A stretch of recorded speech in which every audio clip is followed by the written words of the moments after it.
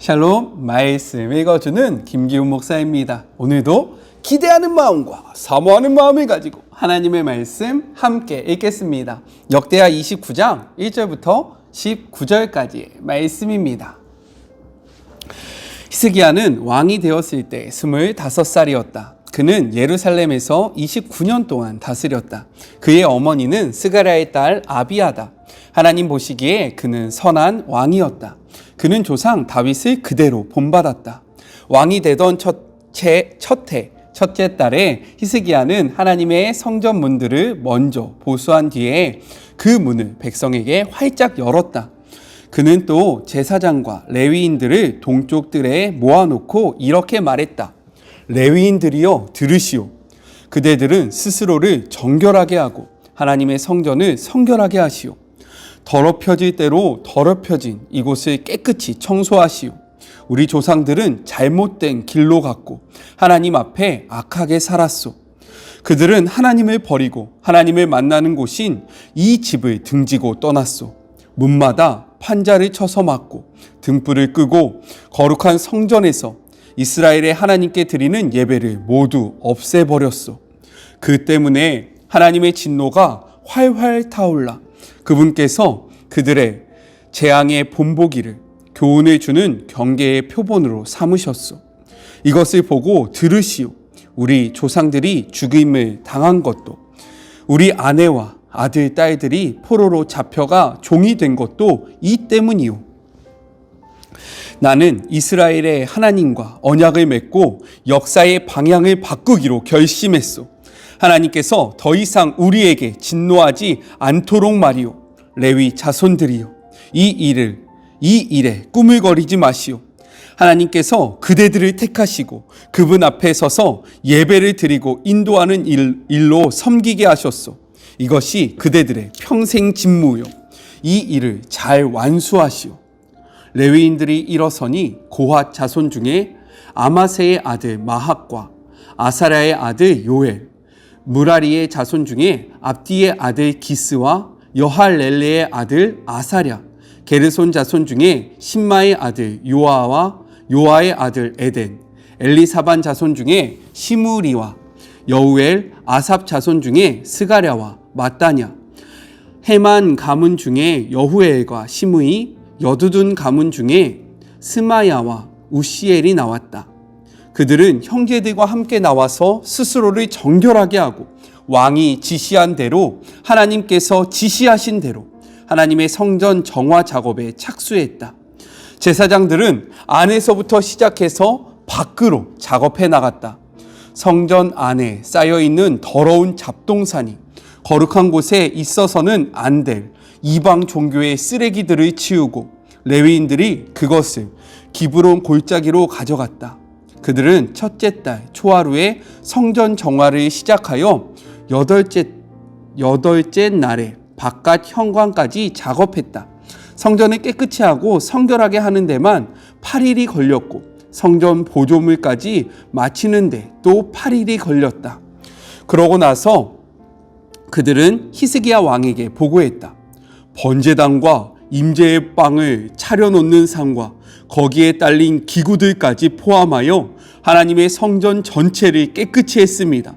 또 아하스 왕이 악한 정치를 하면서 치워둔 그릇들도 모두 깨끗이 닦고 성결하게 했습니다.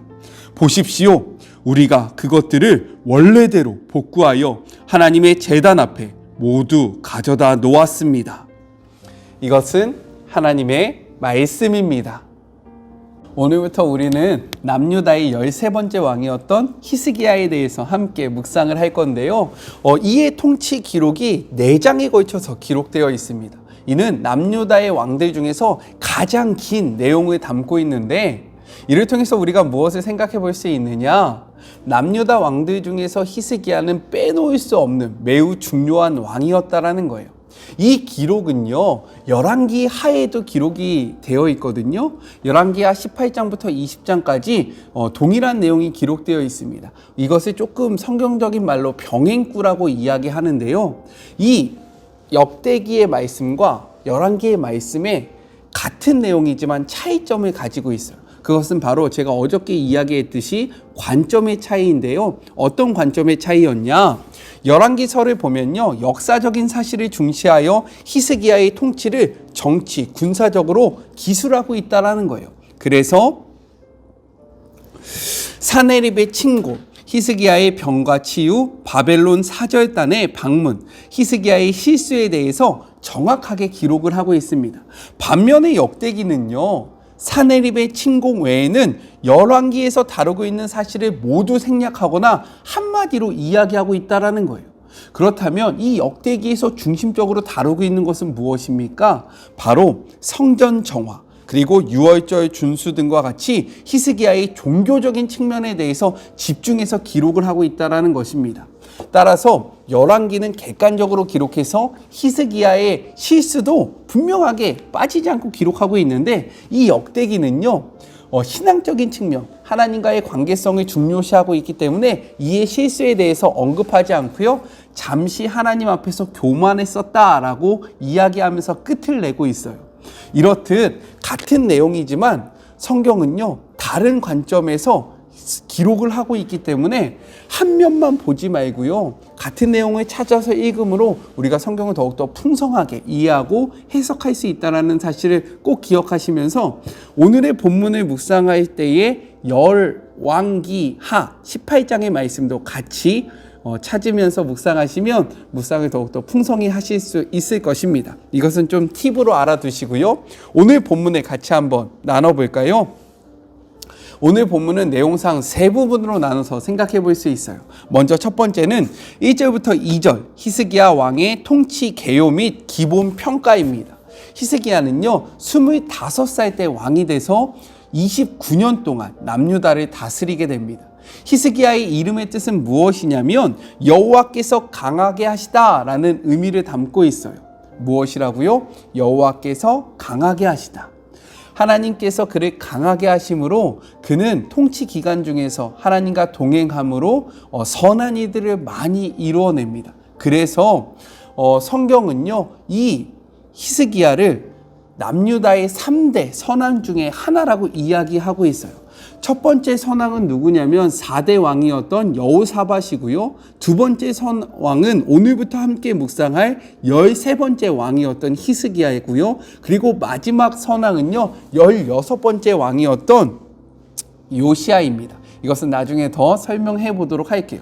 그런데 우리는 여기에서 조금 어떻게 히스기야가 선왕이 될 수 있지? 라는 생각을 해봐야 해요. 왜냐하면 그의 아버지는요, 남유다 역사상 가장 악했던 왕이었기 때문인 거예요.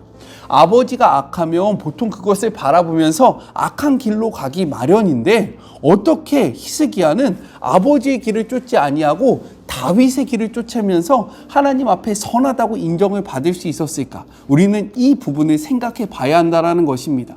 성경은요, 이에 대해서 기록을 남기고 있어요. 어떻게 그렇게 할 수 있었는지. 1절 후반절을 같이 한번 읽어보도록 하겠습니다. 함께 읽겠습니다. 그의 어머니의 이름은 아비야요 스가랴의 딸이었더라 라고 기록하는데요, 이것이 바로 그 방법이고 비결이에요. 왜 그런지 한번 살펴보죠. 그 어머니의 이름의 뜻은 무엇이냐면 여호와는 아버지시다 라는 이름을 가지고 있는 거예요. 아비야는요, 여호와가 나의 아버지시다 라는 이름의 뜻을 가지고 있어요. 하나님이 나의 아버지래요. 이러한 이름을 가지고 있었던 이유는 무엇이냐면 그녀의 아버지가 누구냐? 바로 스가랴인데, 스가랴의 이름의 뜻은 여호와께서 기억하셨다라는 의미이고요. 그리고 이는 성경을 보니까 어떠한 인물이었냐면 이사야 8장 2절에서 소개하고 있는 진실한 증인 제사장이었다라는 거예요. 이 할아버지가 하나님 앞에서 바른 신앙을 소유했던 제사장이고요, 이의 신앙을 이어받은 어머니가 정말로 하나님 앞에 신실한 자였기 때문에 아버지의 악함을 본받지 아니하고 어머니의 신앙 교육을 통해서 이가 남유다의 3대 선한 중에서 하나가 될 수 있었다는 것입니다. 이를 통해서 저는 무엇을 말하고 싶으냐? 가정에서 이루어지는 신앙 교육이 매우 중요하다라는 거예요. 이 어머니를 통해서 본받았던, 어머니를 통해서 배웠던 신앙이요, 이를 하나님 앞에 바른 사람으로 성장시켰고, 이가 하나님 앞에 바른 사람이 되자 암울했던 남유다의 한 줄기의 빛이 들어오게 되고, 이 남유다가 다시금 하나님과 동행하는 삶을 살게 되었다라는 거예요. 지금 우리는 코로나 시대를 겪고 있습니다. 다시금 코로나가요, 극성을 부리고 있어요. 이러할 때 우리에게 중요한 것은 무엇인 줄 아십니까? 바로 가정에서의 신앙의 교육이 매우 중요하다라는 거예요.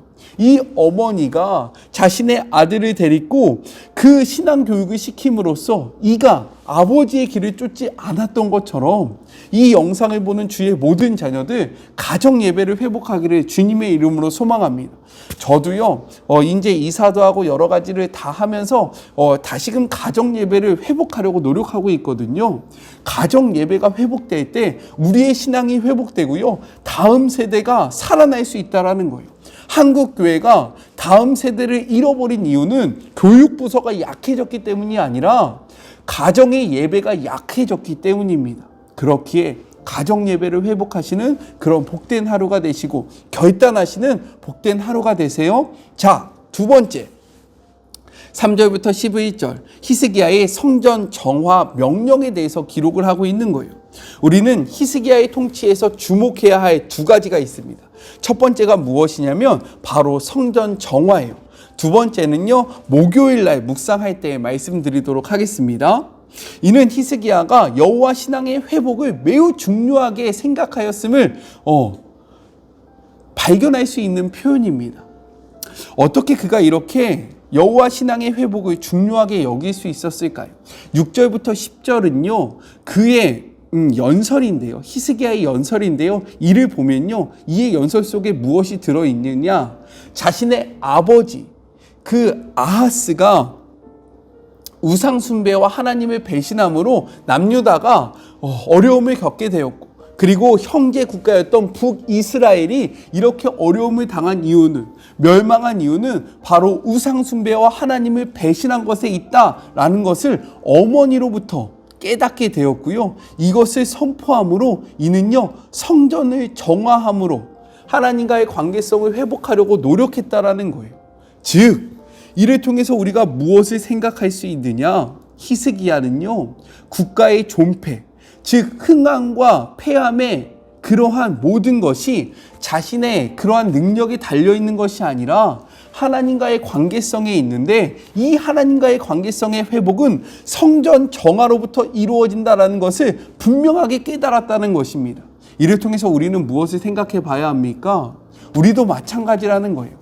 하나님과의 관계성은요, 성전의 정화로부터 시작되는데, 이 성전이 무엇입니까? 바로 우리라는 거죠. 우리 안에 있는 더러운 것들이 정화되어질 때 우리는 하나님과 바른 관계성을 맺을 수 있다는 거예요. 여러분은 하나님의 성전입니다. 믿으십니까? 성경은요, 우리가 하나님의 성전이라고 이야기하고 있어요. 우리의 마음속에 무엇이 자리 잡고 있습니까? 아하스는요, 정말로 그 마음속에 하나님이 아닌 더러운 것들을 가득 채웠습니다. 그렇기 때문에 멸망과 파멸이라는 결과가 초래되었다는 거예요. 우리도 마찬가지입니다. 우리의 마음속에 음란과 그리고 우리의 마음속에 우상 숭배가 가득하면요, 우리는 하나님과의 관계성이 멀어지게 되어 있고, 그 멀어진 관계성 때문에 우리의 삶은 파멸로 쫓아 나아갈 수밖에 없다라는 거죠. 하나님과의 관계를 회복하기를 원하십니까? 그렇다면 우리 안에 있는 더러운 모든 것들을 주님의 이름으로 깨끗게 하는 그런 복된 하루가 되었으면 좋겠습니다. 마지막 세 번째는요, 12절부터 19절 레위인들의 성전 정화, 실행과 보고에 대해서 이야기를 하고 있는데요. 성전 정화의 당위성을 들은 레위인들은 왕의 말에 순종하여 본격적으로 성전을 깨끗하게 치우기 시작합니다. 12절에 보면요, 이렇게 기록되어 있어요. 이에 레위 사람들이 일어나니 라고 기록되어 있습니다. 이것은 단순히 뒤에 나오는 참여자들의 명단을 기록하기 위해서 한 것이 아니라 그들이 그 왕의 말, 히스기야의 말을 듣고요, 이들이 결단하고 실행했다라는 것을 보여주고 있는 거예요. 왕을 통해서 선포되어진 그 하나님의 말씀에 반응한 것을 보여주고 있는 것입니다. 이를 통해서 우리는 무엇을 생각해 봐야 합니까? 우리가 하나님의 말씀을 듣잖아요. 그런데 거기에서 멈추면 아무런 일도 일어나지 않는다라는 거예요. 이 12절의 말씀, 이에 레위 사람들이 일어나니까 성전이 정화되고, 성전이 정화되니까 하나님과의 관계성이 회복되는 것입니다. 말씀을 듣고요, 그치면 아무런 변화가 일어나지 않아요. 말씀을 들었으면 이 말씀을 듣고 일어나시는 그런 복된 하루가 되었으면 좋겠습니다. 아멘이십니까? 하나님의 말씀을 듣고요, 결단하시고 일어나세요. 그리고 계속해서 말씀을 볼까요? 이 히스기야의 말을 들은 14명의 지도자들은요, 성전 정화를 하기 위해서 자기들의 형제를 모읍니다. 그리고 먼저 자신을 성결하게 하고, 그리고 성전을 깨끗하게 했습니다. 이는 히스기야가 하나님의 말씀대로 선포한 그 말씀에 전적으로 순종하였음을 보여주고 있는 결과인 거예요. 또한 아하스가 내다 버렸던 그 성전의 기물들을 다시금 가지고 들어와서요, 그것들을 깨끗하게 하는 일들을 이루게 됩니다. 이렇듯 신앙 교육을 통해서 하나님의 마음을 품은 한 사람의 결단이 주변 사람들을 변화시켰고요, 그 주변 사람들과 함께 말씀에 순종하여 연합하여 협력하여 나아갔더니 성전이 정화되고, 이 성전의 정화를 통해서 하나님과의 관계성이 회복이 이루어지기 시작했다라는 거예요. 제가 이 말씀을 통해서 어떤 말씀을 드리고 싶으냐, 이것이 중요한데요. 우리는 2020년 12월을 보내고 있습니다. 이 말은 무엇이냐면 2021년에 계획하고 기도하고 그리고 준비할 때가 되었다라는 거예요. 많은 교회들이요, 지금 너무나도 힘들어합니다. 내년을 계획해야 하는데요, 하나님의 마음을 품은 사람들이 없는 거예요. 각자의 삶에 푹 빠져 있어서 코로나라는 것에, 코로나를 방패 삼아서 이 뒤에 숨어서 아우 힘들어요, 어려워요 라고 이야기하면서 하나님의 나라에 연합하고 동참하는 자들이 점점점 줄어들고 있다는 겁니다. 여러분은 어떠합니까? 하나님의 나라에 동참해야 하지 않겠습니까? 오늘 말씀을 보니까요, 히스기야의 말에 마음에 감동한 14명의 제사장들이 있었고 레위인들이 있었고, 이들을 통하여 또 다른 이들이 연합하여 하나님의 성전을 정화하였다라고 기록하고 있어요. 하나님의 나라는요, 연합함과 함께함으로 이루어진다는 사실을 꼭 기억하면서 우리가 속한 공동체와 하나님께서 우리에게 허락하신 그 공동체 안에서 협력하여 선을 이루는 주의 모든 자녀들이 되시기 주님의 이름으로 권면합니다. 우리 같이 기도할까요? 하나님 감사합니다. 오늘도 말씀을 통하여 많은 것들을 이야기하여 주심을 감사합니다. 하나님, 가정에서의 신앙교육이 얼마나 중요한지를 생각해 보았으며, 그리고요, 이 말씀에 부르심을 받아 성전, 즉 우리 안에 있는 더러운 것을 제거하는 것이 얼마나 중요한지를 우리가 살펴보았고, 또한 협력하여 하나님의 나라를 이루는 것이 얼마나 중요한지를 말씀을 통하여 깨닫게 되었습니다. 하나님, 말씀을 듣고 그치는 자들이 되지 않게 하시고, 말씀을 들었으면 이 들은 말씀대로 살아가는 주의 모든 자녀들이 되게 하여 주시옵소서. 결단하고 살아낼 때에 이 말씀이 나의 말씀이 되고, 이 말씀이 살아있는 하나님의 말씀이 됨을 고백합니다. 우리 사랑하는 주의 모든 자녀들, 말씀을 듣고 결단하게 하시고 일어나는 복된 하루가 되게 하여 주시옵소서. 함께 하실 하나님을 기대하며 예수님의 이름으로 기도드립니다. 아멘. 가정 예배를 회복하시고요, 저희 가족부터 열심히 하겠습니다. 그리고 우리 안에 있는 더러운 것들을 제거하시며, 또한 하나님의 말씀을 들으셨으면 결단하고 일어서는 행동으로 나아가는 그런 복된 하루가 되셨으면 좋겠고, 이 말씀을 적용하여 2021년 각자가 속한 공동체에 하나님 나라를 위해서 헌신하는 주의 모든 자녀들이 되셨으면 좋겠습니다. 저는요, 또 내일 만나도록 할게요. 사랑하고 주님의 이름으로 축복하면서 오늘 하루도 힘내세요. 저는 내일 만날게요. 오늘도 수고하셨습니다. 안녕.